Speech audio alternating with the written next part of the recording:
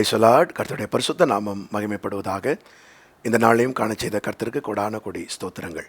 அன்பானவர்களே, இந்த நாளிலும் கர்த்தர் உங்களுக்கு கொடுக்கிற வார்த்தை யோவான் எழுதின சுவிசேஷம் 21 அதிகாரம் 3 ஜான்ஸ் காஸ்பல் சாப்டர் 21 verse 3. சீமோன் பேதுரு மற்றவர்களை நோக்கி, மீன் பிடிக்கப் போகிறேன் என்றான். அதற்கு அவர்கள், நாங்களும் உம்முடனே கூட வருகிறோம் என்றார்கள். அவர்கள் புறப்பட்டு போய் உடனே படவேறினார்கள். அந்த ராத்திரியிலே அவர்கள் ஒன்றும் பிடிக்கவில்லை. கர்த்தருடைய நாமத்துக்கு மகிமை உண்டாவதாக. இந்த நாளிலும் கர்த்தர் உங்களுக்கு கொடுக்கிறதான வார்த்தை, இயேசுவின் அன்பை நஷ்டப்படுத்தி திரும்ப பெற வேண்டாம். இயேசுவின் அன்பை கூட இருந்து அனுபவிப்போம். இயேசுவின் அன்பை நஷ்டப்படுத்தி திரும்ப பெற வேண்டாம். இயேசுவின் அன்பை கூட இருந்து அனுபவிப்போம். கர்த்தருடைய பரிசுத்த நாமத்துக்கு மகிமை உண்டாவதாக. பிரியமானவர்களை, இந்த நாளிலே கொடுக்குற ரேமா ரொம்ப ரொம்ப முக்கியமான ஒரு ரேமா.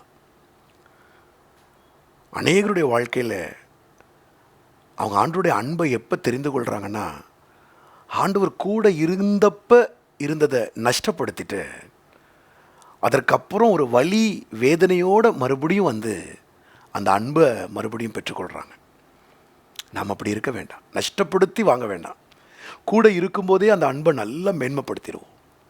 பாருங்கள், பேதுருவை முதன்முறையாக அழைத்த தேவன் அவனுக்கு கேபா என்று பெயரிட்டு அழைத்து அவனுடைய வலைகளில் ஒன்றுமே அகப்படவில்லை. இந்த பகுதியில் நம்ம வாசிக்கிறோம், அவன் ஒன்றுமே மீன் பிடிக்கவில்லை, ஆனால் அங்கே அகப்படவில்லை. அப்போ அகப்படுத்துறதுக்கு சில மீன்களை வச்சுருந்தார். பேதுரு அந்த கதிரேனர் கடற்கரையில் தேவனுடைய வார்த்தைக்கு தன்னை ஒப்பு கொடுத்து அந்த 1 மணி நேரமாக 2 மணி நேரமாக வசனத்தை கேட்டு, இப்பொழுது உன் படகை தள்ளிட்டு கொண்டு போய் ஆழத்தில் வலையை போடுனப்போ போட்டான். எல்லா மீனும் அந்த வலைக்குள்ளே சிக்கிச்சு. அப்போ பெற்ற அந்த அன்பு இருக்குது பார்த்தீங்களா, அந்த அன்போடையே வரணும். ஆனால் பேதுரு என்ன பண்ணிட்டாரு, இயேசு உயிர் தெழுந்த பிற்பாடு அந்த அன்பு போச்சு, நஷ்டப்படுத்திட்டார். இப்போ அன்பு போய் என்ன செய்கிறாரு, ஒரு 7 பேரை கூட கூட்டிகிட்டு நாம் மீன் பிடிக்க போகிறோம் அப்படின்னா அன்பை நஷ்டப்படுத்திட்டு போகிறார். இப்போ நஷ்டப்படுத்திட்டு போகும்போது அங்கே நடந்தது என்ன, மீனே பிடிக்கல. அன்னைக்கு அகப்படலை, இன்னைக்கு பிடிக்கல. ஆண்டுடைய அன்பை நஷ்டப்படுத்தும் போது லாஸஸ் ஆஃப்டர் லாஸஸ் தான், இழப்பு மேலே இழப்பு தான். ஆனால் கடைசி வரைக்கும் இழப்புக்கு விட மாட்டார், மறுபடியும் கொண்டு வருவார். ஆனால் இழந்தது தானே சிஸ்டர், இழந்தது தானே பிரதர். அந்த அன்போடையே ட்ராவல் பண்ணும் பிரதர். ஏன்னா அந்த அன்பு மாறாத அன்பு இல்லை, நம்ம கேட்காதப்ப வந்த அன்பு இல்லை, முந்தி நிமிடத்தில் அன்பு கூர்ந்த அன்பு அல்லவா, நாம் பாவிகளாக இருக்கும் பொழுது அன்பு கூர்ந்த அன்பு அல்லவா. அந்த அன்பை நம்ம எப்படி நஷ்டப்படுத்த முடியும்? பேதுரு நஷ்டப்படுத்தி விட்டார்.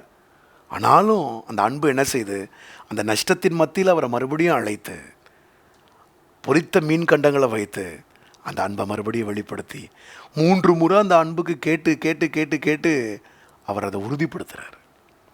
இந்த காலை வேளையில் நம்ம அந்த மாதிரி ஒரு நஷ்டத்துக்குள்ளே போக வேணாம். யூதாசும் அப்படி தான் நஷ்டப்படுத்தினான். அவன் என்ன தெரியுமா நினச்சான், ஒவ்வொரு முறையும் இயேசுவை யாராச்சும் கொலை பண்ண வரும்போது அவர் மறைஞ்சிட்டார். அப்போ இந்த முறையும் நம்ம காட்டி கொடுக்க போகும்போது இயேசு என்ன செஞ்சிருவார், மறைஞ்சிருவார். அப்போ நமக்கு 30 வெள்ளிக்காசும் கிடைக்கும், இயேசுவும் மறைஞ்சிருவார் அப்படின்னு நினச்சி தப்பு கணக்கு போட்டு அவரை கிஸ் பண்ணிவிட்டு போனான். ஆனால் இந்த தடவை இயேசு மறையலை, இயேசு பிடிக்கப்பட்டார். அன்பை நஷ்டப்படுத்திட்டான்.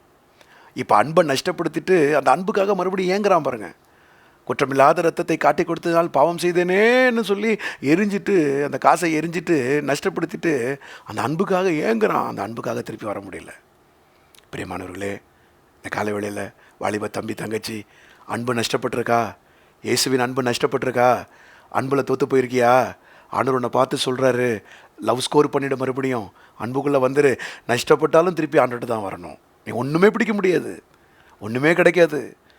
ஆனால் கூட இருந்து நல்லா என்ஜாய் பண்ணலாம் ஆண்டவரோட.